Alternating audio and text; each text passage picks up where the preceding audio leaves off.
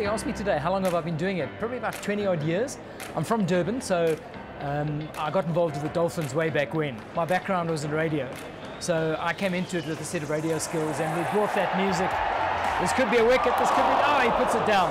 I brought a set of radio skills into the equation, and an interest in music and a love of cricket, and those got combined together. We worked with the Dolphins, and then gradually, yeah, a very proud moment where I got asked to present my first international game. And I've just formed a relationship with Cricket South Africa and the Proteas ever since.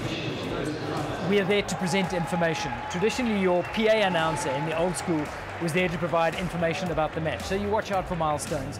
But what we now do is we integrate all of that with a music product. We interact with the scorers, and we've got a fantastic team of scorers in every centre. The scorers have always got a producer who's then separately producing the big screen and the scoreboard together. We interact with a team that's producing all the perimeter boards, and we make sure that all those elements of the product are pulled together, and when it gets presented, it's one slick, cohesive product.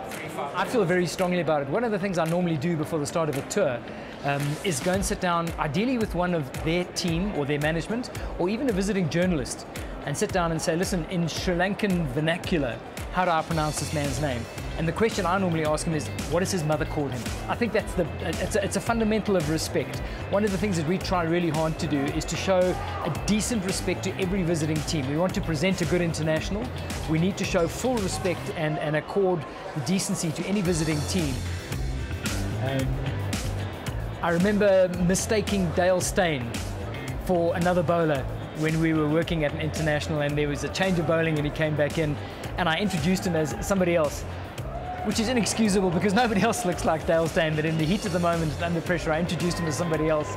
And we've laughed about it since then because his head just dropped and it ran through him like a hot sword.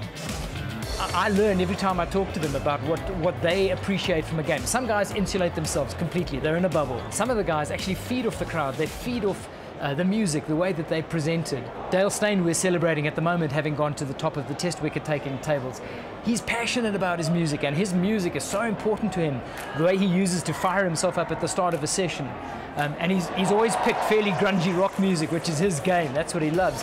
But it's an integral part of his game. To be able to build a relationship with the players and work out how you can contribute in some way and be that 14th or 15th player behind the team really does make a difference. I was part of the 4-3-8 game at the Wanderers, and those things you don't plan for. They suddenly start happening under you. They just become this organic thing, and to be able to read it and contribute and make it an occasion, and for the players to come back afterwards and say the vibe that was created in that stadium helped so much in getting across that what seemed like an impossible target. Those sort of things are really cool.